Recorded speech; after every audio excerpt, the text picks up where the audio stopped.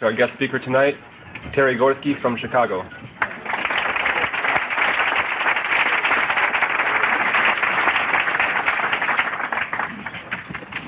Good evening. Good evening.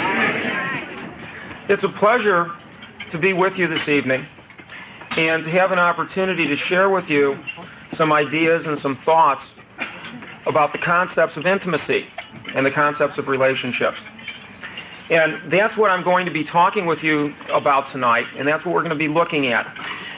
When I was asked to do this, I was asked if I would address an issue with you that answers a question that just a couple of us may be concerned about. That question is, what is normal in a relationship? Have any of you ever asked yourself that question? What is normal? Now, in an attempt to answer that question, I did some looking into as many sources as I could find, and I was trying to answer the question, number one, how many people in the United States come from basically functional families? Okay? Now, a functional family, what is a functional family? A functional family is a family of origin that basically equips a child with the emotional, intellectual, and relationship skills to deal with life as an adolescent and as an adult. And let's repeat that definition. A functional family is a family unit, a home, where a child learns the skills that are necessary to operate emotionally. In other words, I learn how to recognize what I feel, put labels on my feelings, and then tell other people what I feel.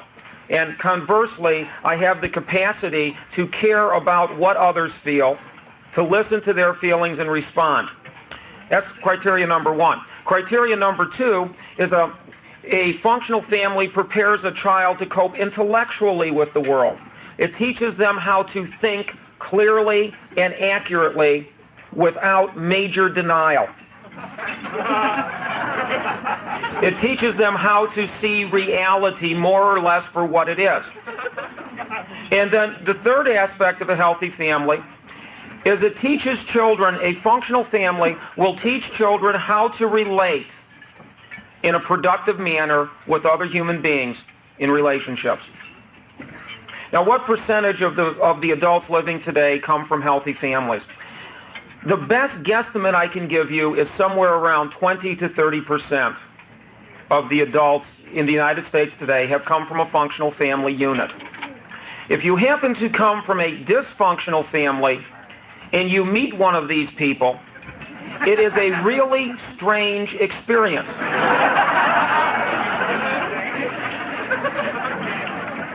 Now, I had this experience in a support group that I was involved in through a church that I participated in for a while. And we decided we would introduce ourselves to each other one night by telling the stories of our childhood. So I went first. Then everyone else came after me. And I sat there and I thought, for the people who came from functional families, I believe they were lying. I absolutely believe they were lying. I did not believe that they really got the kind of loving and caring that they received, that they were actually able to identify and talk about feelings, think clearly about reality, express opinions, and they actually learned how to cope with other people. Now, as a result of growing up in a dysfunctional family, we lose touch with the concept of what is a healthy relationship. Now, let me just pose one thing to you. If 20 to 30% of the adults in the United States today come from a functional family, 70 to 80% of the adults come from a dysfunctional family. Now, people who come from functional families have learned unconsciously how to relate in a productive, healthy, and intimate manner with others. If you come from a dysfunctional family, you have learned unconsciously and habitually to relate with others in a destructive style of intimacy. Now, if 80%, give or take 10 on either side, come from a dysfunctional family, what is normal? It is normal in the United States today to be dysfunctional in your relationships.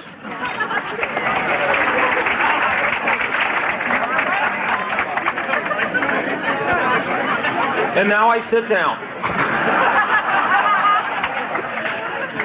So what we are, and if you don't believe this, I encourage you to watch television. And take a look at the role models that are being held up to us and ask yourself, when was the last successful soap opera that you saw that role modeled healthy, intimate relationships? Okay. There are very few and far between. Now, I'm suggesting that tonight we're going to ask a different question rather than what is normal, because I don't know about you, I don't want to become the norm of this society in terms of relating to others. I want to become abnormal. So I suggest we ask a different question. What is healthy in a relationship? What does it mean to have a healthy, intimate, a healthy interpersonal relationship? And that's the question I'd like to address with you tonight. And I'd like to explore and invite you to think with me. Now, before we go into the actual examination of this issue, what is healthy, I'd like you to do something for just a moment with me. Healthy relationships are based upon the ability to do two basic things. And I'm going to ask you to do one of them right now. I'm just going to ask you to sit back for a moment, settle yourself into your chair, take a very deep breath, and notice what's going on inside the center part of your body, from the pit of your stomach on up to your throat. And take another deep breath and just notice that. And see if you can put a word label on that. Okay? And then I'm going to ask you to take another breath and notice if you've got a conversation going on in your head. Okay? And then I want you to just take another deep breath and notice if your mind has a tendency to go away to some place special. Okay? And now come back out of yourself. And I want you to turn to somebody just to the side of yourself, and I want you to look the person next to you right in the eye and say hello and share with them a word or a phrase about what that experience was like for you to look inside of yourself. Take just a moment to do that.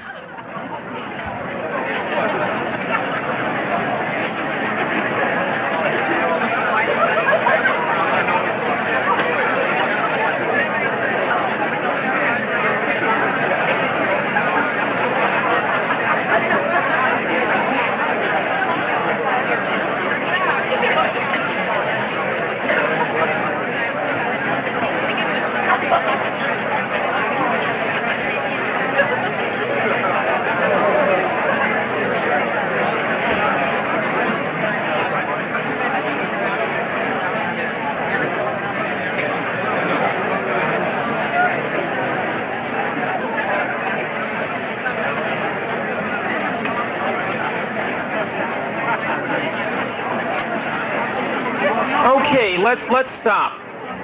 Let's stop. Now, what we just did in a little mini experiment is go through the process skills that are necessary for having a relationship. A relationship is simply the process of relating to another human being. And what does it mean to relate to? It means you do two things. You look within yourself to identify your inner experiences. What you are thinking, what you are feeling, what you are imagining, either through memory or through projecting into the future. Then you pull out of yourself and you connect with another human being and you tell them the nature of that inner experience. Then you shut up and listen to what the other person says to you in response. Those are the three basic skills of relationship. Look within and know what your experience is. Pull yourself out of yourself. Tell that to another human being. Shut up. Stay connected and attentive to the other person as they tell you what is then going on inside of them. Then you listen to that. Then you get back inside of yourself again and notice if your inner experience has changed. Pull yourself out. Tell them how it's different now, what you're thinking differently, how you're feeling differently, what you're imagining differently, and then attend to what they are saying back. Simple, isn't it? Only if you've learned as a child and have unconsciously habituated by doing over and over again that process.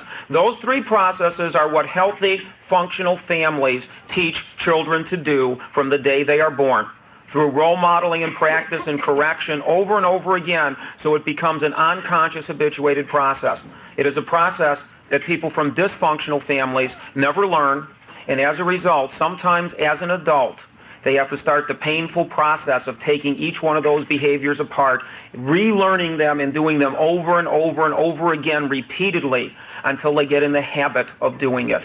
And initially it's painful, but for those of you who have begun this process, it gets easier over time. Now, what I'm going to talk about is the process of building a healthy relationship by talking about, first of all, what levels do relationships operate under? People from dysfunctional families often fail to recognize that healthy relationships can operate on a number of different levels. And we're going to explore what those are and the types of problems that occur when one person's operating at one level of relationship while another person is operating at a different level of relationship, and the expectations don't quite match. Have any of you experienced that? All of a sudden, you're not quite getting from your partner what you think you should be getting. But your partner is giving exactly what they choose to give. And it tends to bend us out of shape a little bit. We'll talk about that a little bit. The second thing we're going to talk about the nature of dysfunctional or addictive relationships. The types of relationships that alcoholics tend to get into once they get sober. Drug-dependent people tend to get into once they get sober. Adult children tend to get into once they start growing up. And we're going to talk about what this is and try and examine it to see if perhaps we relate to this just a little bit. And then we're going to take a look at these characteristics and say, what are the healthy counterparts? If you are involved in a dysfunctional, an addictive style of relating to other human beings, can we set up a vision or a goal of what is healthy that we can start growing into? How can we set our goals for how we want to change our style and our method of relating? And then finally, I'm going to discuss some general steps for how you can begin the process of growing out of an addictive relationship style into a healthy relationship style. Now let's begin at the beginning. And this is the beginning because many times people who come from dysfunctional families learn very early on they have two options: intense, painful involvement or isolation. There are two levels of relationship: abandonment or intense pain. That's it. That's it. And so I can choose. I can be totally alone till I hurt so bad I can't stand it, or I can be dysfunctionally involved with a human being intensely until it hurts so bad I can't stand it. So life becomes a vacillation between painful loneliness and painful involvement. Anyone identifying with any of this? We fail to recognize that relationships operate on a continuum of levels. The first level is superficial involvement. Did any of you say hello to the nice people who are serving you dinner tonight? Have you passed each other in the hallways and said, hi, how are you, shook hands, maybe even hugged each other? Never see that person again in the whole, maybe not even in the conference. But you're nice and you're pleasant and you're superficial. There's a housekeeper at work. There's a secretary at work. There's, somebody, it's just very superficial, very pleasant. Superficial involvement occurs in relationships where people interact in a casual manner and have little investment in and absolutely no commitments to one another. Okay? Casual friends and short-term associates fall into this category. Have you ever met somebody you're kind of casually involved? You go out to dinner maybe, or a group of you after work say, well, let's go down the street, or you take a raft trip down a river, or you go on a skiing trip and you see people for a weekend. These are casual relationships. Okay? Now, at times, these casual relationships may be sexual, and at other times they may be non-sexual. Okay? Now, so sexuality no longer is an indicator of intimacy in our culture, and this is an important thing to recognize. Simply because someone wants to be sexual with you, whether they be male or female, does not necessarily mean they want to be intimate with you. They may only seek a casual, superficial involvement sexually. And that pretty much morally is becoming acceptable as okay. The Cultural Revolution has come and gone, and sexual practices have changed. Now, what if you desire more than this? Oh, by the way, most people from dysfunctional families feel guilty when they get involved in superficial relationships. I should be so much more to these people. And you find them rescuing housekeepers from their personal problems, and you find them, the tendency to escalate these well, here's this guy I see on the elevator every day. He looks so depressed. I just got to take him home with me tonight and care for him. Okay? And when they find that there are all of these people around, they start numbing off. Because the expectation is if I'm going to get involved with somebody, it's got to be very intense and very seriously committed. I have to shrink my social world to nearly nothing because it's not okay to have superficial involvements. Normal people have superficial involvements, and it's okay. And if a superficial friend is hurting real bad, that's fine, but it's not my problem. Okay? Second level up is companionship. Okay? A companion is a personal relationship where two persons associate for the purpose of sharing common activities. Okay? A companion is somebody, for example, I have a friend who I go and see Charles Bronson movies with. Sick? Yes. Fun? Lovely. Really love it. Okay? Now, that is a shared activity. Now, what happens is I pick up the phone, I call him, I say, hey, Joe, let's go see the new Charles Bronson flick. And he may say, I really don't want to do that. Why don't we go and do something else? And I say, I really want to see the movie. Thank you very much. And I hang up the phone and I call somebody else and say, hey, let's go see this movie. The activity, in companionship, the activity is more important than the person. Let me repeat this. The nature of companionship is that the shared activity is more important than the person, and the person becomes interchangeable. And that's okay. What does that do to your gut? That's okay. It's okay for me to want to go to a movie and go out and poll people and say, who wants to see the movie? And somebody says, gee, I really want to go out and shop. And I say, I don't want to shop. I want to see a movie. Oh, please, please. No. And it's okay for me to say no, recognizing that I'm inviting that person into a companionship interaction. Now, the next level up is a friendship. And a friendship is the reverse. In a friendship, two people associate for the purpose of mutual support and enjoyment of each other. When I have a friend, the person is important, the activity is secondary. So in other words, if I'm calling somebody up and I want to go bowling, does anyone bowl anymore? I don't think so. Or if I want to go and play tennis, or backgammon, or cards, and I call people up and they don't want to do it, too bad, I'll find somebody else. That's companionship. But if I want friendship, I'm going to call you up and say, I want to spend time with you. Then we decide on the context or the shared activity in which we're going to do that. But then, if I want to see a movie and that person doesn't, we begin changing the activities because our primary goal is to spend time with each other. Now, when two people relate, they relate on a whole bunch of different levels. Now, let's just take these two to show you how we get into trouble. A man comes home from work. He is married. His wife also works, and they come home in the evening. Now, the man is really dying that night to go out and see a movie.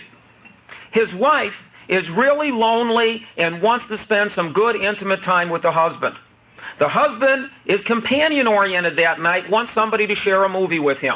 The wife is friendship-oriented that evening. She wants this person to be a friend and spend time with him. So they come together, of course, coming from dysfunctional families. They don't recognize there are different relationship levels. They have never talked about this. So the husband invites the wife into a companionship role and says, let's go see the new movie that's out.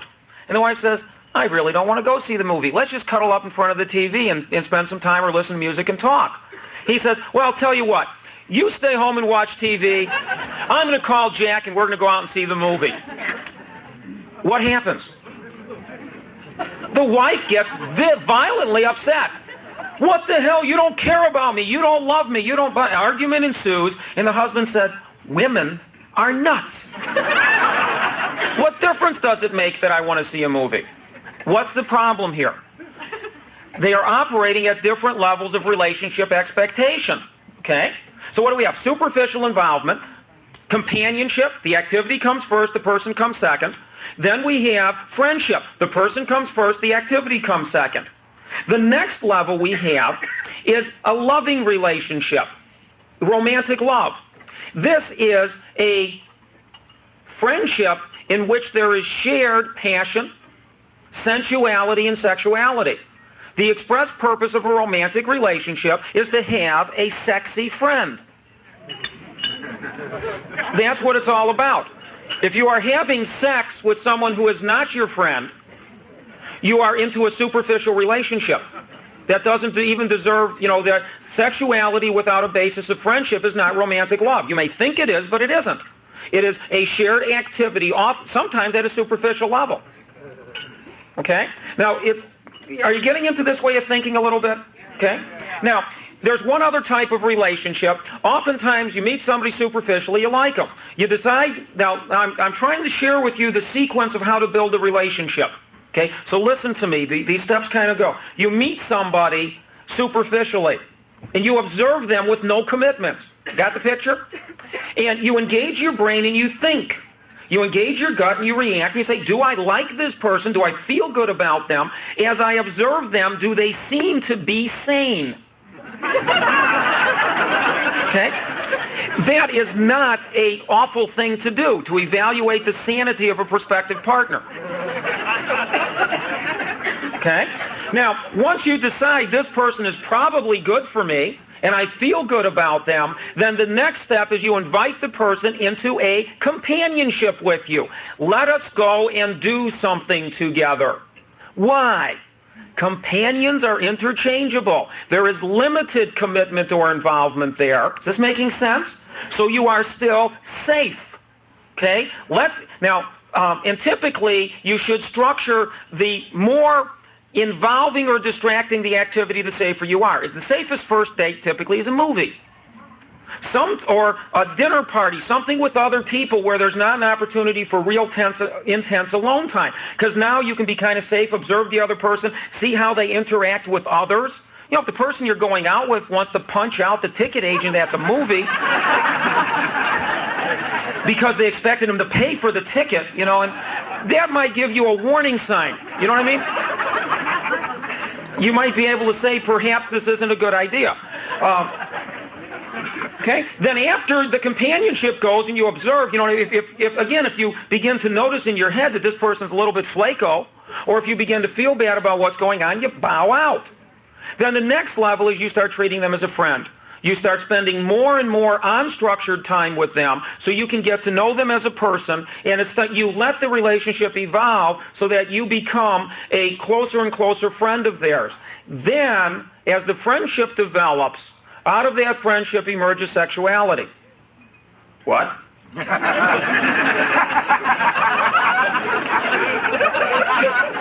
Hey, Gorski, you got that bass-ackwards. You meet somebody, and all of a sudden your gonads go off, and it gives you the message. You know what I mean? You see? Now, I hate to suggest that many of us think with that part of our body in the early phases of a relationship.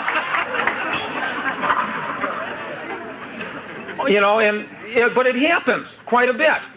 Sexuality, if it is the primary foundation of a relationship, will 90% of the time lead you into a dysfunctional relationship. Okay? It really will. The relationships that survive are the relationships where sexuality emerges out of a foundation of friendship, and the relationship has moved through stages, from superficial involvement to companionship to friendship to romantic love. Now, once you're in love with somebody, it's not over. Don't you die and go to heaven at that point? What do you mean? That's what my whole life is about, isn't it? To be in love? And when that love happens, I'm going to be wonderful. I'm going to be fine. I'm going to be fixed. My life's going to... Isn't that what it's... No. Because then romantic love emerges into a functional association with the other person. As you begin to share your life with that other person, you make commitments in the real world to meet each other's physical and emotional and social needs. It means if that person gets cancer, you don't walk out on them. It means you participate together to pay the bills, to pay the rent, to keep your house going. If you have children, you're making real-world commitments, not taken lightly. And typically, in the old days, this was called marriage. Okay? But now, in the 1980s, there is a pre-marriage for most people, and we don't have a good word for it. It's called living together or cohabiting, or I never had a good word for that when I was involved in it. We need one, though, something that will legitimize that for what it is. Because functional association now is 2 stages. Typically, people live together, then they get married. Okay? Now, when you look at it this way, you begin to recognize that normal people do not get married 2 weeks after they meet their partner. That's not normal. That's not healthy. Normal people may meet somebody and go to bed with them on the first date, but they realize half of that thrill is like putting one bullet in the chamber of a six-shot gun, spinning the chamber and holding it up to your head. It may be that you develop some other things in common other than sexuality, or it may be you walk away with herpes or AIDS. You don't know. You don't know. You haven't got the foggiest idea. It's high-risk sex. It's high-risk relationships. But, of course, when my gonads do the talking, it's got to be right? We use our sexuality to shut off our brain and to shut off our emotions. Okay? Now, with this in mind, let's take a look at what happens in addictive relationships. As the addictive relationship moves from superficial involvement into companionship, into friendship, into romantic love, into functional association, in about 22 minutes after you meet this person. I understand that there is an ACA who wrote a book called The First 5 Minutes, and he describes all of those steps. What happens? Now, what I'm going to do is I'm going to divide the addictive relationship into 7 characteristics, just so we can think about them. In reality, there are 2 types of people in the world. Do you know that? The first type of people divides people into types. The other type of person doesn't. Now, I'm the first type of person. I divide people into types, so please bear with me. These things are artificial, but it helps us to think about the issue. There are 7 major ways in which addictive relationships work that are essentially different from healthy relationships. 7 major ways that dysfunctional relationships operate that are different from functional relationships. And we're going to talk about these. The first area, I call it magical or unrealistic expectations. Before you ever meet your partner. Before you ever meet your partner. We know what this relationship's going to be. Okay? I believe an intimate relationship will make me and my life better without the need to think better or act better. Am I right? I mean, think about this. I know that by the mere fact of involvement with this person, every aspect of me and my life will improve, and I won't have to do dingleberries about it.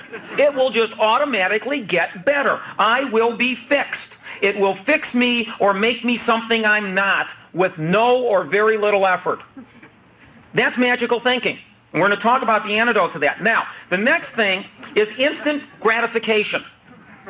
Okay? The only relationships that will serve as addictive relationships are those that are based on a foundation of intense sexuality. Bells go off, whistles go off. You just can't wait. This person in you is just tremendous animal magnetism.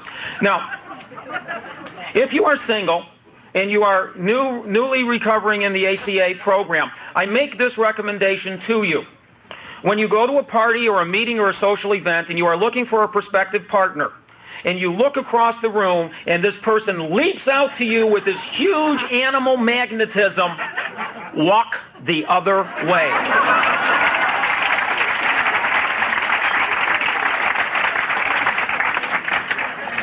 I don't know how this works. I really don't.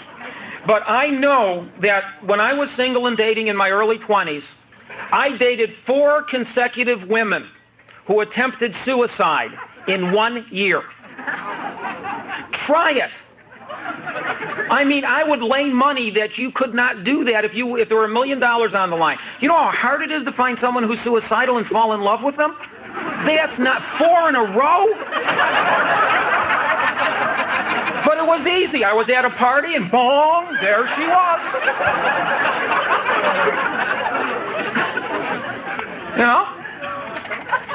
There we went, and there we were, and it just unfolded. So be cautious about that, because this ability for instant gratification, there is immediate, intense, and continual satisfaction, and I expect this as the basic requirement of my partner. And let me underline this. I expect my partner to be able to provide me with immediate, instant, and continuous gratification anytime I want it.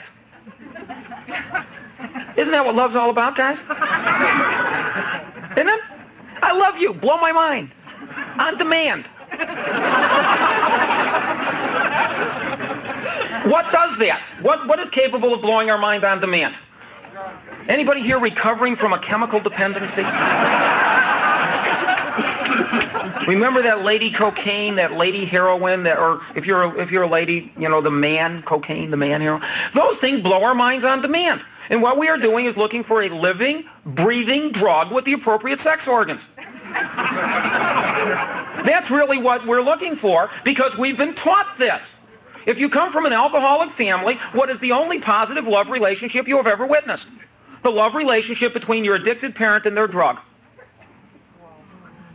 That is the only successful love relationship you've witnessed. Think about that. Think about that.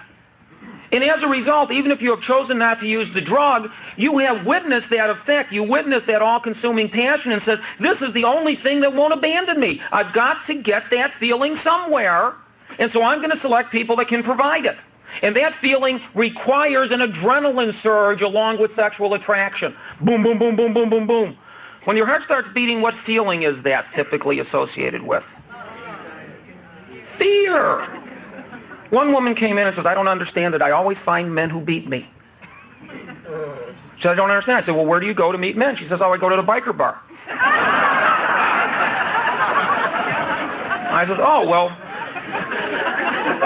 what do you do there? She says, well, I put on a black leather mini skirt, and I put bumper stickers on my car that say, have you been laid lately? I pull up in front of the place, and I go in, and I find somebody who I'm really attracted to. You know, and these bikers are really misunderstood. Everyone thinks they're really bad people, but these are tender, sensitive, caring people that are just misunderstood by society. And then I get involved with one of these people, and lo and behold, he beats me. I said, did you ever think there might be a selection error going on here? And she looks at me and says, well, what do you mean? I says, well, couldn't you try to meet men somewhere else? She looks at me and gets a disgusted look on her face and says, where do you want me to go to meet men? To church or something? I said, well, you know. Okay, but you see how this works? And then when we began exploring this in therapy together, what she began to discover is she was scared going into this bar. And part of the role modeling of the love relationship, remember, we're imitating the relationship of the love between our addicted parents and their chemical. And what did we always feel when we witnessed that love relationship? Fear. So the addictive relationship, this foundation of fear, is confused with passion. It's confused with excitement. And the scary components of this are very important. Now, we move on. The next characteristic is dishonesty. Dishonesty. The belief that the relationship will be destroyed if I know everything there is to know about my partner and they know everything there is to know about me. I can't be honest. He'd leave me. She'd leave me. We wouldn't work out together. The whole thing will crumble into dust. Does this make sense? So now come the no-talk rules. I can't talk about certain aspects of my inner experience. I can't give you feedback about certain aspects of your experiences or what you're doing, how you impact upon me. There are no-talk rules. And these no-talk rules are necessary to keep the fear alive, to keep the excitement alive, to keep the sexual passion going. But now, because I can't be honest, I got to work at this sneakily, okay? Now comes the attempts at compulsive over-control, because I have to keep the climate just right so the relationship will blow my mind on demand. Okay? It's got to be perfect. The relationship's got to work. I got to make this relationship work. So what we look at is the belief that without intense, continuous conscious effort, the relationship will self-destruct. You ever notice this? I have to work at it all the time. And there even comes this belief that if I stop thinking about it, the relationship, even for a moment, it will crumble into dust. So we become obsessed with the relationship. We begin thinking about the relationship when it would be more appropriate to think about other things. Okay? We become compelled with the compulsion becomes overwhelming. You know, Bob mentioned yesterday that he would meet a lady and then they'd kind of sink out of sight for 3 weeks. Everything else in the life becomes secondary. Nothing else counts. And then you kind of resurface a little while later and somebody says, hey, who's that? You know, that person's maybe not very good for you. And you re-submerge again, okay? Because now you have totally rearranged your value system around this person. Right? So you're trying to compulsively over-control the situation. This tends to lead just to a tad of trust problems. Because remember, you got two people trying to do this to each other. I can't let you know who I am or what I want or what I need because you'll leave me. The other person says, I can't let you know who I am, what I want or what I need, or you'll leave me, so I'm going to trick you into giving me what I want without telling you about it. That's the essence of compulsive over-control. Okay? And you expect the other person to read your mind, and if they don't recognize that you want something and then they don't give it to you, you get all upset and you manipulate and so on. This leads to a lack of trust. There is persistently alternating doubts about myself and my partner. And what do I mean by that? Sometimes I think there must be something wrong with me because this relationship's failing. I must be inherently defective and I feel a sense of shame. Or I must be doing something wrong and I feel a sense of guilt. And then I think, no, it's not me, it's them. And I go into blaming and scapegoating. There must be something inherently wrong with them. Do you ever find yourself complaining about your partner? What a bitch or bastard I am married to or involved with. Do they really? And you go on with the litany of everything they have done wrong. So you've made a mistake and you're talking to somebody with some maturity in the program. And after you go on for 20, 30, 45 minutes, hour and a half, you know, it depends on how bad a day it's been, they look at you and say, gee, what is it about you that attracts somebody like that? And what is it about you that you want to stay involved with somebody like that? So where does it lead right back to? It always comes back home. If you are hooked up with the world's first-class loser, what's wrong with you that you are? So you see the alternating doubts? Then I get back into the shame and guilt. I must be defective or doing something wrong until I wallow and I say, no, it's not my fault. It's their fault. You blame them. But eventually you got to come back to the issue. Who made the decision to get into that relationship? And who's making the decision on a day-to-day basis to stay in that relationship? You are. And then the fundamental question becomes why. But you see, you can't ask that because you can't be honest. You got no talk rule. And besides that, the sex is so good. Wow, is it good? Boom, we merge into one, and it's a spiritual experience. The lights blow out, and we melt into the universe, and our atoms blow, and then we come back. Big Bang Theory to the max. You know what I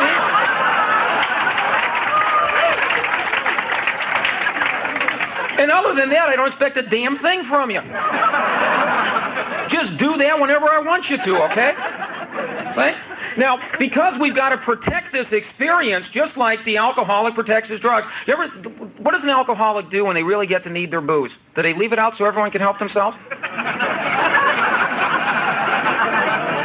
Coke addict, do they throw all their Coke on the table and say, hey guys, hey gals, help yourself? Or do they hide their supply? They typically hide their supply. In addictive relationships, you do the same thing. You isolate. Nobody's going to get near my partner. We're going to hole up all alone, and we're going to just suck ourselves off away from everybody else, and no one is going to share in this marvelous experience we're having. It's going to be us alone, because nobody can understand the deep religious nature of this experience.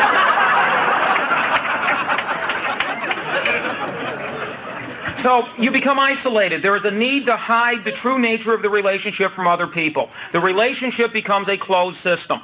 Now, you can tell, if you're an ACA, when your relationship is getting a little bit on the dysfunctional side, because you will feel this strange feeling in the pit of your stomach when you consider bringing your partner around your ACA friends. And you will have a real lot of trouble inviting your ACA friends to share social activities and so on with you and your partner, of course, because you don't want your privacy violated. Or is it because maybe there's some stinking stuff going on in the relationship, you don't want it exposed, you don't want to look at it? Finally, this produces a repeating cycle of pain. There is a cycle of desperate action. I'll do anything to make this relationship work. Followed by short-term intense pleasure. My mind blows out of my circuits, and it is so wonderful. It is so good. It was worth the beating. It was worth the argument. It was worth the fight. It was worth the 6 weeks of ripping my guts to shreds to get this night of pleasure. And then it's what happens. It blows up again. More pain, and now I become disillusioned. Maybe this is never going to work, and I blame my partner, and I start blaming myself and say, it is my fault, I'll try again. And I go through the cycle of desperate action again until finally, typically what happens is I shit can that relationship.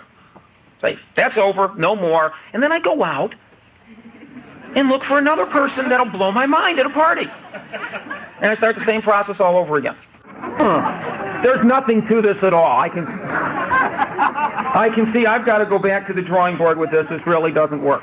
Now, what I would like to do is I'd like to share with you how a healthy relationship is different. Are you curious? Okay. Now remember, the first thing we talked about is relationships progressing through levels of development, relationship as a developmental process of growing in each other's presence. Okay? Now, I just want to reemphasize this because, I've done a lot of counseling with recovering people, people divorced and single and this kind of stuff. And, one guy came to me and says, I can't understand it. Women will go out with me for the first date, no problem, but they don't ever say yes the second time around. I said, well, tell me, why do you think it? I don't know, I guess I do. I said, well, what do you do? He said, well, on the first date, I pick them up and we go out and we have dinner. Nice, quiet restaurant all by ourselves where we can talk and get to know each other. And I said, well, how do you handle the date? He said, well, first thing I feel is I have to be rigorously honest. So I pick them up, I take them to the restaurant, I sit down and we order, and then I say, you're aware that I'm a recovering alcoholic, aren't you? Let me tell you my story.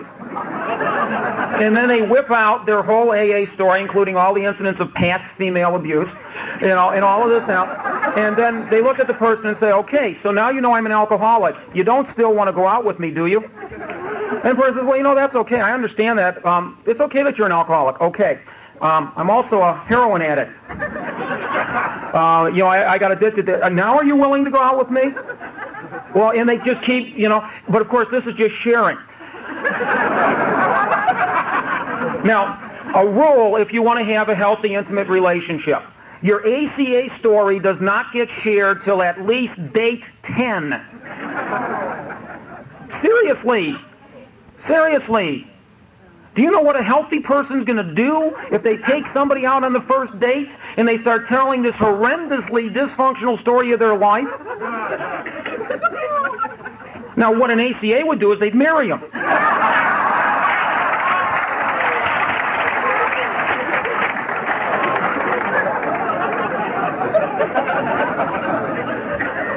What a healthy person does is says, this smacks of problems, I'm going to distance this person and look for somebody who's able to relate in a sane, context-appropriate way for a first date. But our need for instant gratification doesn't let us do this. Go out on a first date and just do something together, have a cup of coffee, talk a little bit, go home. Don't sleep with him or her the first date. My God, this is heresy. If you're in love, you're in love.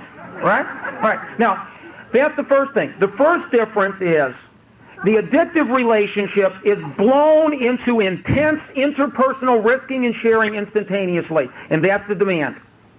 The healthy relationship builds slowly and gradually where people test each other to determine if future sharing is safe. This is healthy. There are sickies out there. I'm sure there are none in this room because we all got well. But out in the world, there are sickies. Who's going to protect you from the sickies? You are. And how do you do that? By taking it slow and systematically and having a game plan. And if you come from a dysfunctional family, when you start dating somebody, at every step of the process, you'd better run back to your sponsor and run back to your meeting and say, this is what happened, tell me what you think. Does this smack of health or does this smack of dysfunction? Okay? Because you need a reality test. Because I'll tell you, when you conduct a relationship this way, it will feel abnormal. Because for you, normal is addictive. And when you slow down and say, I'm going to take 6 to 10 weeks to decide if I really want to get involved with this person. 6 to 10 weeks. That's almost 3 months. I can't wait. Well, how long has it been since you've had sex? A year and a half. I can't wait.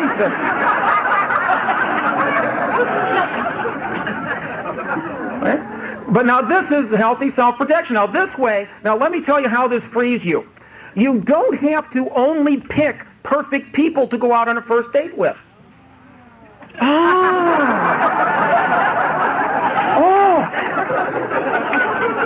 Because remember, you're now selecting, and anyone where the gong goes off, you're walking away from them. And who are you selecting?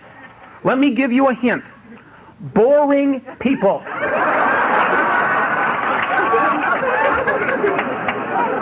Boring people. Okay? You select somebody where the bongs don't go off, and I encourage all of you to experiment with dating boring people. Okay? Now, they don't have to be real boring, but someone where the gongs don't go off. Now, the next thing, all right? So addictive relationships happen instantaneously. The sex organs do the thinking, and the sex organs do the talking. There is no developmental process of getting to know each other. There is no self-protective mechanism built into the relationship. Important concept. Build a self-protective mechanism into your relationship. Very vital, especially in early ACA recovery. Make sure you can protect yourself. As a matter of fact, I recommend this. I recommend you set up a very firm, I do not go to bed on the first date policy. Now, how many dates you have to consciously say, is it 1, 2, 3, whatever, but make a firm commitment to that. Because the most painful thing that people find is that a lot of people view sexuality as a casual affair. And you go out on a first date, and you go to bed with somebody and never call you back. Now, this used to be the exclusive province of men abusing women this way. It's no longer the exclusive province of men. Men, how many of you have had that happen to you with a lady? Okay? See, now women are engaging in that particular sport also now. And the way you find out is if you go out with them and you say, no, I'm not going to go to bed with you tonight, they'll just never call you again. Because they wouldn't call you again even if you had. So you can screen that out. You have to build self-protective mechanisms in and a no-sex rule for somewhere between 1 to 3 dates. Okay? And now the other rule is never have sex with your partner if you don't genuinely in your gut feel good about them. Never go to bed with somebody out of guilt. Never go to bed with somebody out of obligation. Those two feelings are the hallmark of addictive relationship. And above all, never go to bed with anyone because you believe it will change them. Okay? Now, secondly, dysfunctional relationships are based on magical or unrealistic expectations. I expect that this relationship will somehow magically change me. Healthy relationships are based on rational and realistic expectations. Rational and realistic. What does it mean? All right, I'm unemployed and I get into a healthy relationship. What is different? I'm an unemployed person with a healthy relationship. That's it. It means I have a good intimate relationship. I have a good lover, friend, companion who I can talk to about the stress of being unemployed. Does it give me a job? No. Let's say I'm an emotionally unhappy person who has a healthy, intimate relationship. What's going to be different? I'm going to be an emotionally unhappy person with a good, intimate relationship. I'm a dumb person, and I'm single, and I meet a person, and I have a healthy, intimate relationship. I'm going to be a dumb person with a good relationship. Nothing else is going to change, except for the fact of the relationship. This includes, ladies and gentlemen, getting married. The only thing marriage will do is make your life worse for a little while because of the stress. And believe me, this is true. Have any of you had it? You're living together with somebody for a while, then you get married and it destroyed a good love relationship? The reason is when you get married, you unconsciously start acting out the wife-husband role expectations you learned in your family. And it's an unconscious process and it requires effort to overcome this, okay? But you have rational, realistic expectations. Having a good relationship will give me a good relationship. It won't fix anything else. So here's another fundamental principle. First the self, then the possibility of healthy intimacy. You first develop a healthy self, then you have the possibility of healthy intimacy. You only have the possibility to attract to you in an intimate relationship someone who approximates the level of emotional health that you possess yourself. Now this makes it very difficult. One person came to me and says, gee, I don't attract anything except ugly, mean women. And a woman came to me once, I don't attract anything except mean, rotten men. So I said to the guy, what is it about you that attracts ugly, mean women? What do you do that attracts that? As a lady, and this comes out of very personal therapy. I went into therapy, and here I am, I was 245 pounds. I was working 80 hours a week. I did nothing but work and collapse and sleep. I was psychotically obsessed with my work. I could not communicate. I would monopolize conversations. I had underlying anger and hostility. And I thought once I got my career together, I'd automatically find a love relationship, and it didn't materialize. So I went into therapy, to find out why. And the therapist says, well, Terry, what kind of woman do you want? And I says, well, I want a young, attractive woman, nice personality, athletic.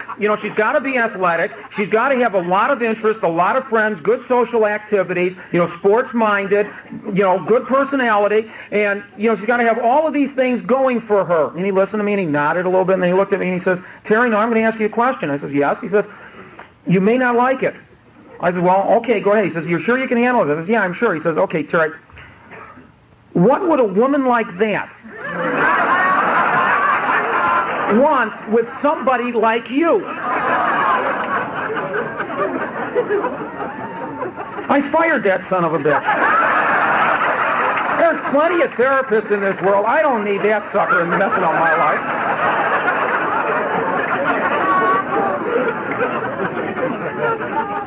So here's the principle, okay? Now here's the other principle. You see, people in addictive relationships, you can always tell the people looking for an addictive relationship.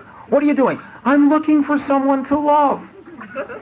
I want someone to love. If only I could find someone to love. I'm looking for someone to love. I'm looking for love in all the wrong places. I play these songs over and over. The addictive, the hurt so good music, you know what I mean? I can't smile without him. I can't. That type of stuff we go through. And because I'm looking for this relationship. What do healthy people do when they're single? Healthy people are not psychotically obsessed with finding a partner. They are psychotically, they're not obsessed with finding somebody to love. They become obsessed. Are you ready for this? And underline this in your mind. They become obsessed with becoming a person who's worthy to be loved. Think on that one. I don't have to compulsively hunt out somebody to love me if I put the same energy into becoming a person who's worthy of being loved. Somebody will find me. How many of you have looked around, and how many of you are single at this point? Just a couple of you. We do have a knack for making marriages work, don't we? Okay, we really... All right, here's the interesting thing about this, when you spend all your time looking for somebody else, you don't have any time to work on yourself. Okay? Now, this was really driven home to me a number of years ago in therapy when somebody says, well, tell me about your life. I said, well, I can't find a woman worthy of love. And I said, what are you doing? Said, I'm looking all the time. How many women are you? I'm dating 7, 8 women at a time. Well, how would you describe the quality of the women you're dating? I say, ugh. And then I use the derogatory language all the chauvinist pig uses to describe women. My therapist listens and says, now that's really interesting. He says, that's another reason why a high-quality woman would really be interested in you, isn't it? Isn't a high-quality woman that wants a committed, caring relationship going to be interested in a guy who cats around like you do? And he said, well, what do you suggest? He says, why don't you stop getting involved with all these women and open up space in your life so something can happen? I says, you got to be kidding. Right? But this is how it starts. You have to work on yourself. You have to open yourself up to change. How many of you have looked out on the dating scene and says, there's no quality people out there for me to get involved with? How many have said that? Now, as your hands are up, look around the room. Who are you saying that about? Who are you saying that about? I've done workshops on intimacy, and I've taken men in one room, women in the other room, and I said, what's your biggest problem? The men say there are no quality women, and the women say there are no quality men. And I say, do you consider yourself quality men capable of intimacy? And they say, right on, brother.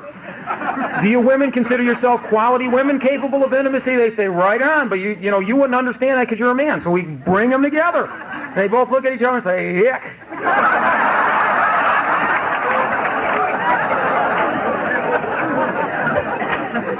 Process is called delusional thinking, see? Because we are basing our idea of what is, what do you mean I have a capacity for intimacy? I am capable of having mind-blowing sex with the right person, right? That's what intimacy is about. All right, now, that's the next step, okay? The person interested in an addictive relationship looks for instant gratification. The primary value of the relationship is the ability to blow each other's mind on demand. Person going for a healthy relationship isn't looking for that. They're looking for long-term contentment. long-term security, long-term peace of mind. A mentally healthy person is someone who plans for their best interest for the long term of their life. What? But that goes against the program, doesn't it? Doesn't one day at a time mean don't plan? Isn't that what it means? No, one day at a time means you pay attention to what you're doing now, but you still look into the future. You don't pick a partner solely based on how they make you feel today. Okay? Now, third thing. The dysfunctional person, the person going after an addictive relationship, is dishonest. There are things going on in their heart and in their mind and in their feeling that they don't share with their partner, because the belief is if they know about that, if I share that, they will not love me anymore. Based upon the belief I'm inherently and irrevocably unlovable. Now, the healthy relationship is based upon rigorous honesty. Healthy people, before they make significant commitments interpersonally, want to share with their partner the nature of who they are and know that they are totally accepted unconditionally for what they are, knowing that they will not need to keep secrets. Okay? They make a commitment to be fully conscious of their partner. And as a matter of fact, they get offended when they find their partner is keeping secrets from them, and that can become grounds for relationship termination. Healthy relationships don't tolerate secrets. Now, this doesn't mean you truck out a litany of every single detailed thing you've done in the past. No. It's like the fourth step or the fifth step. You don't share in a fifth step every single concrete incident where you've done something wrong. You share the nature of your wrongs. What's the nature of past problems I've had? What is the type of person I've been and the type of person I'm becoming? Your partner needs to know that. And ladies and gentlemen, if they can't handle it, there's no future there anyway.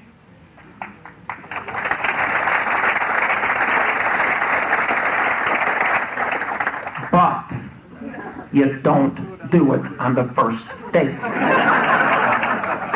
Or the second or the third. Okay? Next is compulsive over-control. You're hooked up with somebody who I've got to change.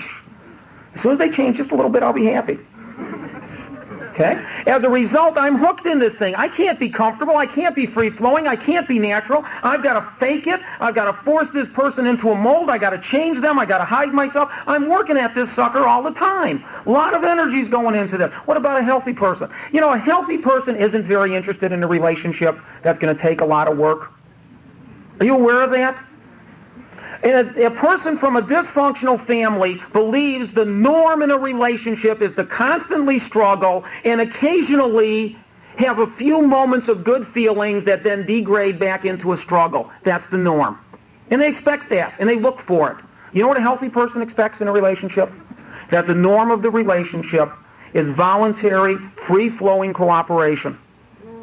That it's comfortable, it's secure, it feels good, it feels nice. I don't have to hide, work, struggle, walk on eggshells, control, manipulate. And yes, every once in a while we experience abnormal periods of problems.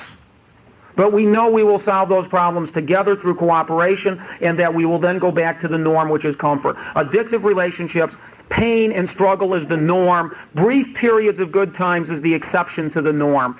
In a healthy relationship, comfort and satisfaction in good times is the norm. Brief periods of struggle and conflict is the opposite of the norm. Okay? Now that's healthy. That's normal. Now what else? Lack of trust. We talked about this. People do not, in addictive relationships, they don't trust each other. They never know what the other one's going to do. I got to trick them into being responsible, etc., etc. In a healthy relationship, there is rational trust. I want to explain this. Rational trust. I know a person who bought a cat. Okay?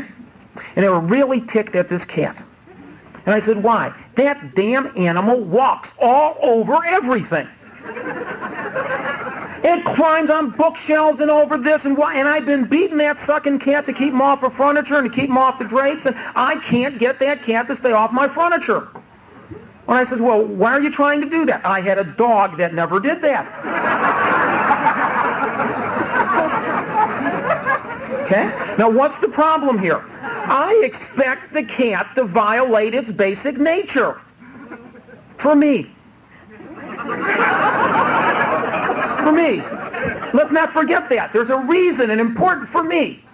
See? Now, people have natures too. Fundamental inherent natures. You're not going to get somebody to change their fundamental inherent nature. If somebody's nature doesn't fit yours, you're not going to change it. And if you commit with somebody and you struggle to change their nature, it is not going to work. What is rational trust? Rational trust is the belief that the person will always act in accordance with their nature as a human being. They will always act eventually in accordance with their natural free-flowing preferences in life. In other words, every human being will naturally pursue what they believe to be in their best interest to the best of their ability. That's what it's all about. And if you get hooked up with somebody and you expect them to act in non-accordance with their nature, it won't work. I was in a relationship with a woman I loved very much, and we had all kinds of things in common except for one. I was work-oriented, loved living in the city, and wanted to up my career, and I needed someone to support that. And she had come from out west, and all she wanted to do was move back to Arizona, live in a log cabin, work a 20 or 30-hour-a-week job, get enough money to pay the rent so she can listen to John Denver music, sit on the front porch reading books with her husband there, and they can companionship together and go hiking in the woods. That was her fundamental nature. The work nature was my fundamental nature. What do you think happened to the relationship? It didn't work. And it's not because we didn't love and care about each other. It's just one of us would have had to violate our natures and it would not have worked. Not everybody can build a productive relationship together. Healthy people know this and accept it, and they go through a rational process. Remember this building process of the relationship? They go through a screening process. And they say, hey, will this person fit with me as I am, or will I have to change? And if I have to change too much, I'm not interested. That's what a healthy person says. Now, I'm not talking about normal processes of growth, but I'm not willing to change fundamentally who I am as a human being to accommodate anybody else.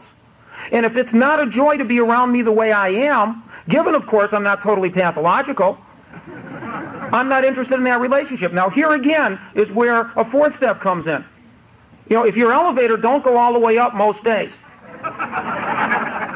okay, you're going to find people who are interested in involvement with you that really don't want to get to the top floor in life. Okay? Is this making any kind of sense to you? So in other words, you're going to attract people at your level of development. Now, I want to share with you another normal thing. One monogamous lifelong relationship is no longer normal in this culture. It was normal when the average life expectancy was 36,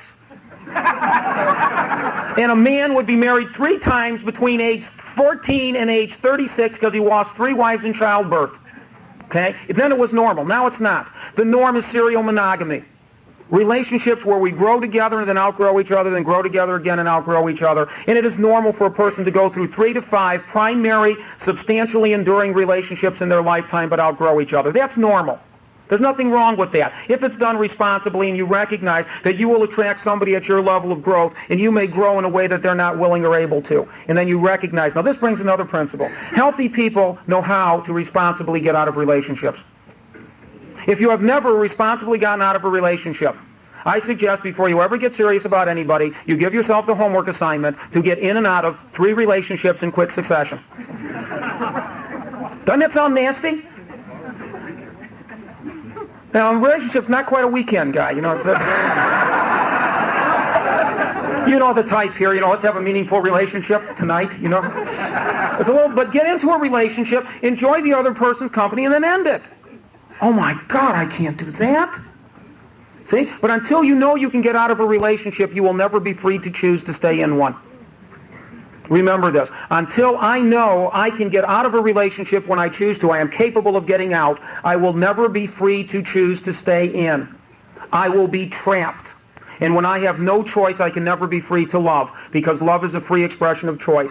I must love you in a free, natural, uncoerced way. And if I am coercing myself because I know there's no way out ever, and I start dreaming of you dying just so I can get out, that's not too good. You can never love under those agreements. But that's rational trust. The next is social isolation. Addictive relationships are isolated. It's you and I against the world. You notice how this music really reinforces the healthy aspects of relationships? The healthy relationship is socially integrated. When a healthy person gets involved in a relationship, they keep their old friends. And they still see them. Okay? The other partner keeps their old friends. Suggestion: the partner has no friends. Think about that. Think about that, okay? Weigh that a little bit in your getting to know process. Say, maybe there's a reason for that. Okay? It's okay to get out of a relationship that's not going to work before you commit in. And don't commit too fast. That's normal not to commit too fast. Okay? So now both partners have friends, and then they come together as a couple and they develop friends as a couple. There's my social life, your social life, and our social life.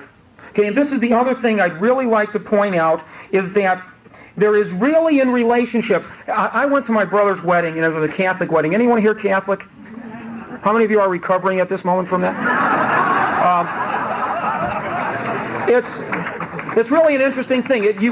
Many of you have probably seen the Catholic wedding service where you sit there, and if you're a healthy person watching this, you die inside, because they walk up to the statue of the Virgin Mary, and there are 2 candles burning and a third unlighted candle, 1 platform up, and they pick up the candle which symbolizes me, and the partner, the wife or the husband, picks up the other candle symbolizing them, and then the 2 people merge their flames together to light the 3rd candle.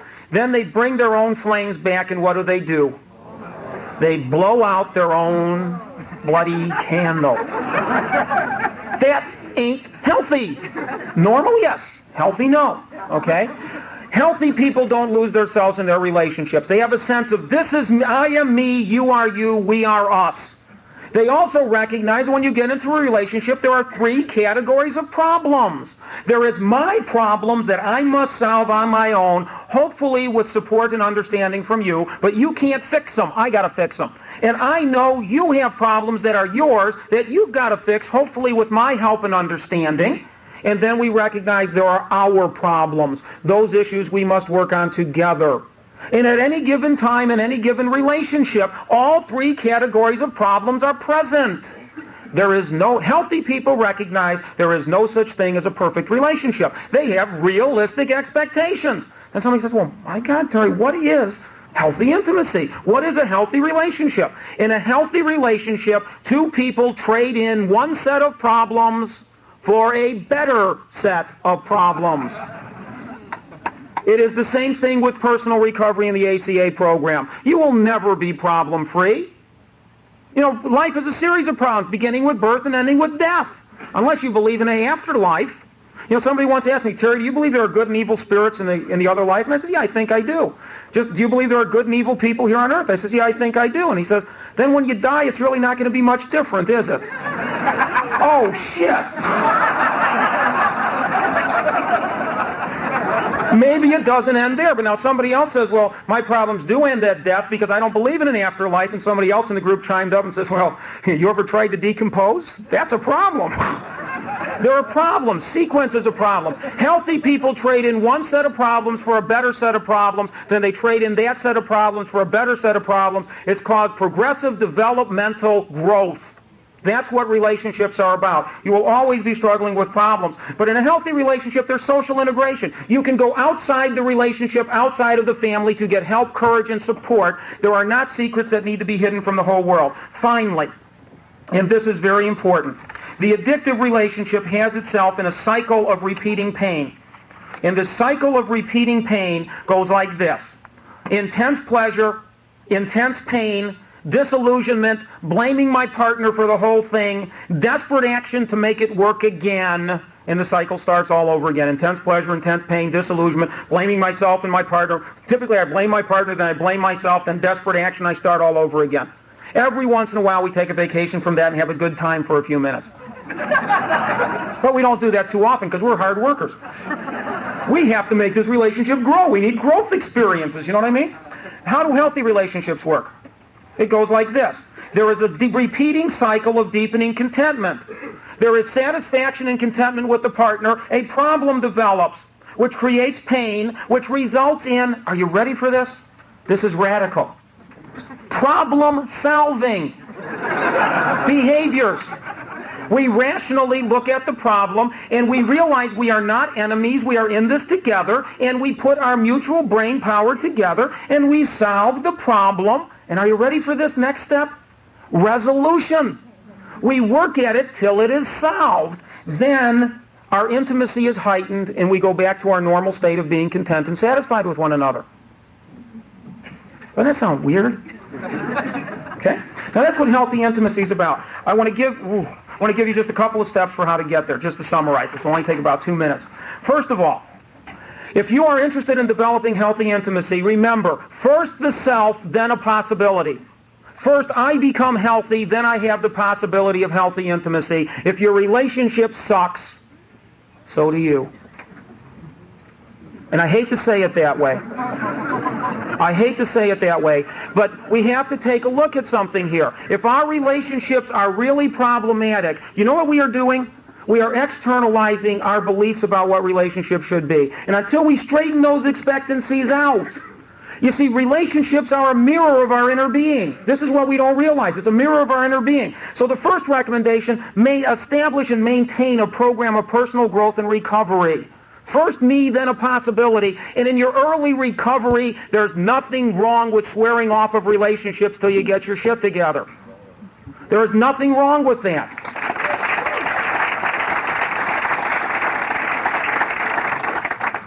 Secondly, establish realistic expectations of what an intimate relationship is and should be.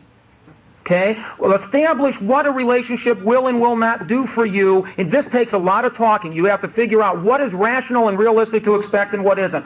Third, select an appropriate partner.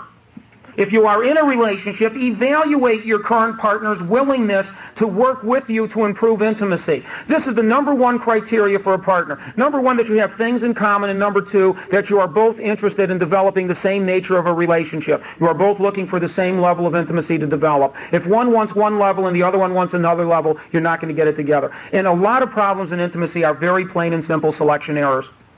Because ACAs and people from dysfunctional families don't believe they have the inherent right to select. Fourth, spend time with your partner. And in two ways. Alone time, and bounce that off with shared social time. You have to build experiences together. The next recommendation, share life experiences. The more the better. The more history of life experiences you have, the deeper and more intense your relationship's going to be. And how do you do this? First of all, by doing things together and talking about what that meant to you and how you felt about it. This is what we did, this is the meaning it had, this is how I felt about it. And secondly, when you do things away from your partner, you come back and you share a breadth of your experiences away. You talk to them about your activities of day-to-day living. The next thing you do, and this is really critical, learn how to balance risk-taking and comfort-seeking. Most people who have a tendency towards addictive relationships believe relationships are built upon risk-taking, and they aren't. Healthy relationships are built upon comfort-seeking. Risk-taking occurs in small measured doses. Comfort-seeking is the primary activity. Mutual pleasuring, mutual satisfaction. So balance that out. If you believe that a relationship has to be an endless series of painful personal growth experiences, you're never going to have much comfort and satisfaction in your relationship. And screen your therapist for this. Ask your therapist what they believe in terms of growth experiences in relationships. If they say relationships are an endless series of painful growth experiences, remember, you're paying money to get that done to you. Okay? Learn to talk about two things. And it starts out by talking about this in your ACOA group. What you believe you need in a relationship and what you want in a relationship. You've got to do reality testing with this. Because once you find a partner, here's what you need to do. You need to know, here's what I need in the relationship, here's what I want. I got to put it into words. Then I tell my partner about it. Here's what I need, here's what I want. Then I have to get interested and concerned about what my partner needs and wants. If any partner is unable to know what they need and want and talk about it, the process of intimacy collapses. Because intimacy is achieving my basic needs so I'm comfortable and my basic wants so I'm happy. When your needs are met, you're comfortable. When your wants are met, you're happy. Next is feelings. You've got to know what you feel. You've got to be able to put it into words and tell your partner. Then you've got to give a damn about what they feel.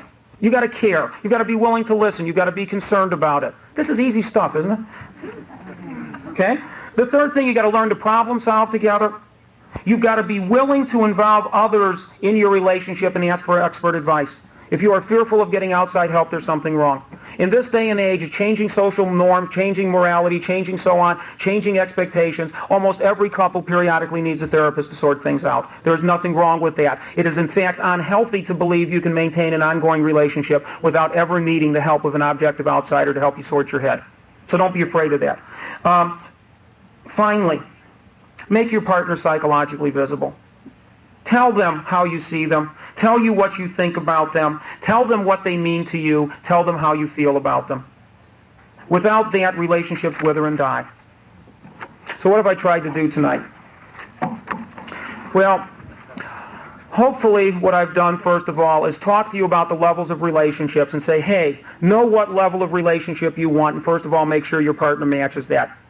Secondly, I gave you a guide for evaluating how functional or dysfunctional your relationship is by giving you 7 basic characteristics of addictive relationships and the 7 basic counterpoints to that occur in healthy relationships. And finally, we talked just a little bit about the means whereby you can begin converting your addictive intimate skills into healthy intimate skills.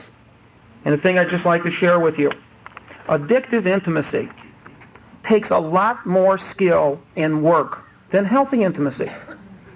If you can engage in an addictive relationship, you can learn how to engage in a healthy one. And when you learn the basic principles, it'll be easier and more satisfying than you'd ever believe. Thank you very much.